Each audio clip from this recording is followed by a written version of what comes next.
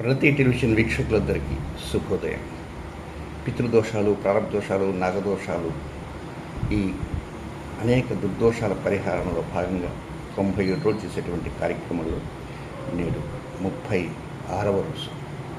బుధవారం చైత్ర అమావాస్య. ఈ రోజున ఈ కార్యక్రమాన్ని ప్రారంభం చేస్తున్నాం. అయ్యా ప్రారంభించండి. గణానాం త్వా గణపతిగుం హవామహే కవిం కవీనాముపమశ్రవస్తమం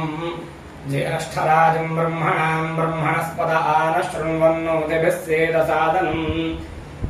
నమః సోమాయ చ రుద్రాయ చ నమస్తామ్రాయ దారుణాయ చ నమః శృంగాయ చ పశుపతయే చ నమ ఉగ్రాయ చ భీమాయ చ నమో అగ్రే వధాయ చ దూరే వధాయ చ నమో హంత్రే చ హనీయసే చ నమో వృక్షేభ్యో హరికేశేభ్యో నమస్తారాయ నమః శంభవే చ మయోభవే చ నమః శంకరాయ గమయస్కరాయ చ నమః శివాయ చ శివతరాయ చ కాత్యాయనాయ విద్మహే కన్యాకుమారి ధీమహి తన్నో దుర్గః ప్రచోదయాతు. శ్రీ పరమేశ్వర ప్రీత్యర్థం అన్నపూర్ణా సమేత కాశీ విశ్వేశ్వర స్వామి దేవతాభ్యో నమః. క్రోధినాం శ్రీ క్రోధినామ సంవత్సరే ఉత్తరాయణే వసంతర్తౌ చైత్రమాసే కృష్ణపక్షే అమావాస్యాయాం బుధ సౌమ్యవాసరే శుభనక్షత్రే శుభయోగే శుభకరణ ఏవం గుణ విశేషణ విశిష్టాయాం శుభతిథౌ శ్రీమాన్ గోత్రః తత్తద్గోత్రః నామధేయః శ్రీమతః గోత్రస్య నామధేయస్య. ఓం యజమానస్య సహ కుటుంబానాం క్షేమస్థైర్య ధైర్య వీర్య విజయ అభయ ఆయురారోగ్య ఐశ్వర్యాభివృద్ధ్యర్థం లోక కళ్యాణార్థం సమస్త సన్మంగళాప్త్యర్థం పితృదోష పరిహారార్థం యజమానస్య జాతకవశాత్ గోచారవశాత్ ఏ గ్రహాः అరిష్టస్థానేషు స్థితాः శుభ ఏకాదశస్థాన ఫలావాప్త్యర్థం పూర్వసంకల్ప ప్రకారేణ పూర్ణాహుతిం హోష్యామి.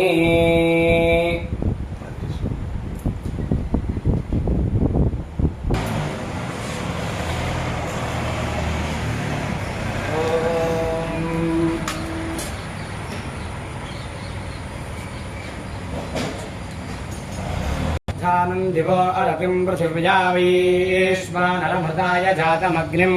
కవిగో సమ్రాజమతిథంజనానామాసన్నాపాత్రం జనయంత దేవాః. పూర్ణాహుతిముత్తమాంజోతి సర్వం వై పూర్ణాహుతిః సర్వమేవాప్నోతి అథో ఇయం వై పూర్ణాహుతిః అస్యామేవ ప్రతిష్ఠతి. అజ్ఞా విష్ణు సజోషసా ఇమా వర్ధంతు వాంగిరః ద్యుమ్నైర్వాజేభిరాగతం రాజ్ఞేభిరాజ్ఞే సమ్రాజ్ఞే స్వరాజ్ఞే అర్చిశోచిః తపోహరోభాః అగ్నిస్తోభో బృహస్పతిః విశ్వే దేవా భువనస్య గోపాః ते सर्वे संगत्य इदं मे प्रावतावचः यज्ञस्यामवतयोरयीणां भूर्भुवस्वस्वाहा.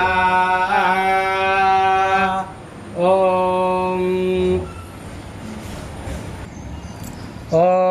जातवेदसे तनवामसाममराति यतो निदहाति वेदः स नः परुषदति दुर्गाणि विश्वानावे वसुन्धन्तुरितात्यग्निः तामह्यवर्णान् तपसात्वरन्तीं वैरोजनीं कर्मफले सुजुष्टाम् दुर्गान् देवीगो शरणमहं प्रपद्ये सुतरसे नमः.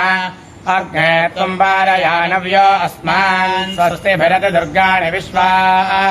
ऊष्टवृद्धे बहुलान पूर्वे भवातोकाय जनयाय संयोः विश्वानि नो दुर्गः जातवेदस्सिन्धन्ननावातुरितातिपरिटि अग्ने अत्रिवन्मनसा गृहाणोऽस्माकं बोध्यविता तनूनाम् पुरतनादितनो सहमानमुग्रमग्निगो हवेम परमात्सधस्थात् सर्वपरुषदति दुर्गाणि विश्वाक्षामद्देवो अतिदुरितात्यग्निः पृत्नोषि कवीट्यो अध्वरेषु सनाच्छहोतानव्यश्चसत्सि स्वाञ्जाज्ञे तनुवं विप्रयस्वास्मभ्यं च सौभगमायजस्व त्वाभिर्दष्टमयजानिषिक्तन्तवेन्द्र विष्णोरुणसञ्चरेम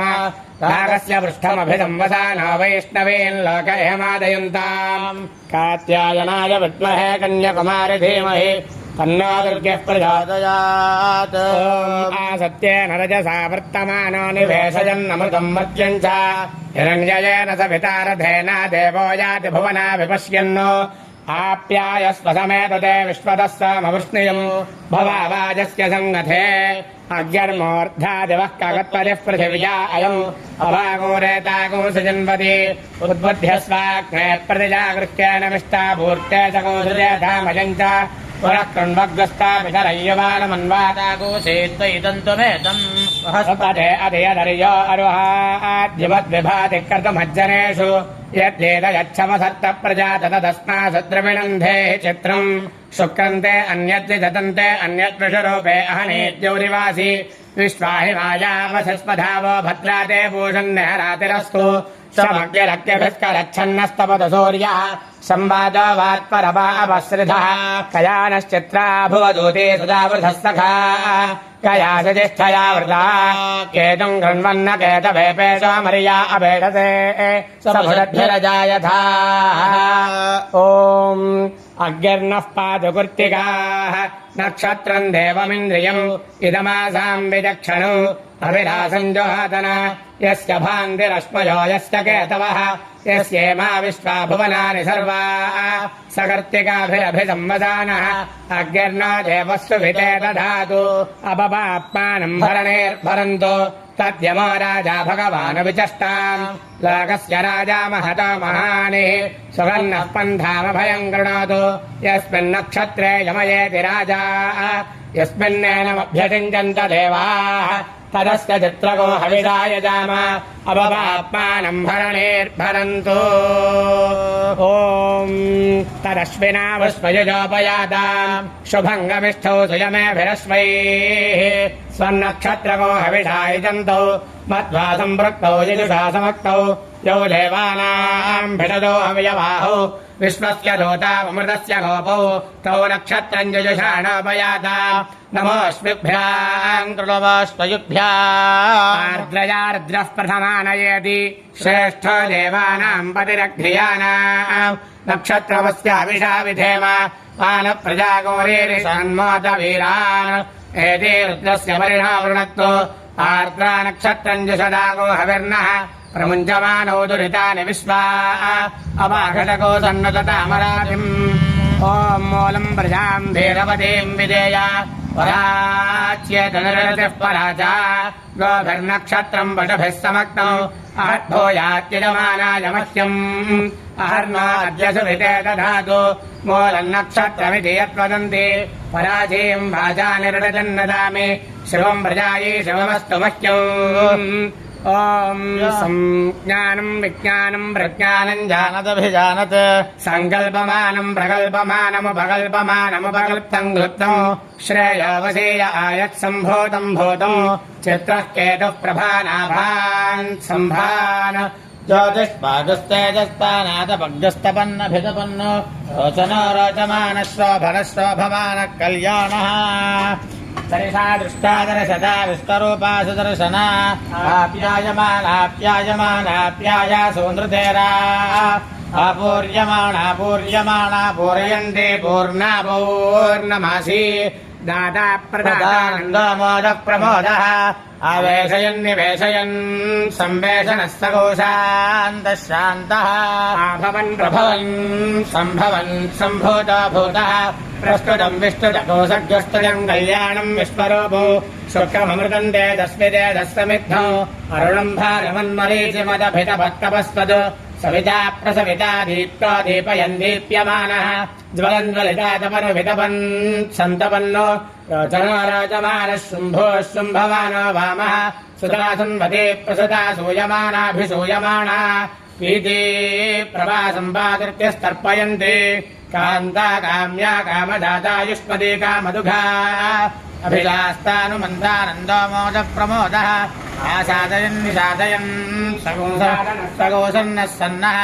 आभोर्विभो प्रभोः शम्भोर्भुवः पवित्रं पवयुष्यन् भूतो मेभ्यः यशो यशस्तारायुरभृतः जीवो जीविष्यन् स्वर्गो लोकः सहस्तान् सहि यानोदस्तान् सहमानः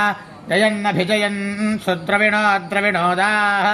आर्द्रपवित्रो हरिकेशो मोदः प्रमोदः अरुणो रणरजाः पुण्डरीको विश्वजिदभिजत्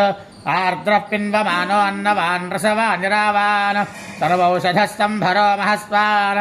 एजत्काजो वत्काः क्षुल्लकास्य विविष्टकाः सरिस्ररास्तुषेरवः अजिराशोकमिष्णवः इदानीं तदानीमेतर्हि क्षिप्रमजिरिम्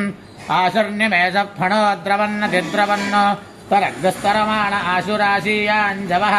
अग्निष्टोमौख्योऽजिरात्रोऽजिरात्रस्त्रिरात्रश्चतुरात्रः अग्निर्ऋतुः सूर्य ऋतुश्चन्द्रमा ऋतुः प्रजापतिः संवत्सरो महान्कः भद्रं कर्णेभिशृणुयामदेवाः भद्रं पश्येमाक्षभिर्यजत्राः शरीरङ्गैस्तुष्टुवागोसस्तनूभिः विषेम देवहितं यदायुः स्वस्ति न इन्द्रो वृद्धस्रवाः स्वस्ति नः पूषा विश्ववेदाः स्वस्ति नस्तार्क्ष्यो अरिष्टनेमिः स्वस्ति नो बृहस्पतिर्दधातु ॐ शान्तिः शान्तिः शान्तिः संवत्सरमेतत्प्रसञ्चरेत् द्वौ नियमः समासेन तस्मिन् नियमविशेषाः त्रिश्रवणमुदकोपस्पर्शी चतुर्थकालपानभक्तः स्यात् अहरहर्वा भैक्षमश्नीयात् औदुम्बरीभिस्तमिद्धरग्निं परिचरेत् पुनर्मामैत्तिन्द्रियमित्येतेनानुवाकेन उद्धृतपरिपूताभिरद्भिः कार्यं कुर्वीत असञ्जयवान् अग्नये वायवे सूर्याय ब्रह्मणे प्रजापतये चन्द्रमसे नक्षत्रेभ्यः ऋतुभ्यः संवत्सराय वरुणायारुणायेति व्रतहोमाः प्रवर्ग्यवदादेशः अरुणाः काण्डऋषयः अरण्ये धीरन् भद्रं कर्णेभिर्दिद्वेजभित्वा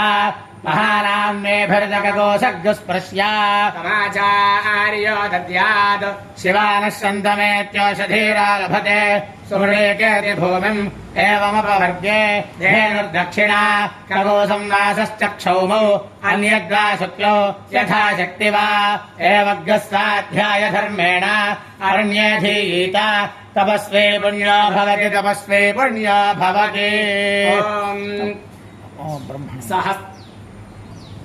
ॐ सहस्राणि सहस्रशो ये रुद्राभिभूम्याम् तेषाको सहस्रयोजने वधन्वानि तन्मसि अस्मिन्महत्यर्नवेऽन्तरिक्षे भवाधि नीलग्रीवास्य दिगन्धाः शर्वाधाः क्षमाचराः नीलग्रीवास्य दिगन्धादिवगो रुद्रा उपश्रिताः ये वृक्षेषु तत्पिञ्जरा नीलग्रीवा विलोहिताः ये भूतानामधिपतयो विशिखाचक्रवर्दिनः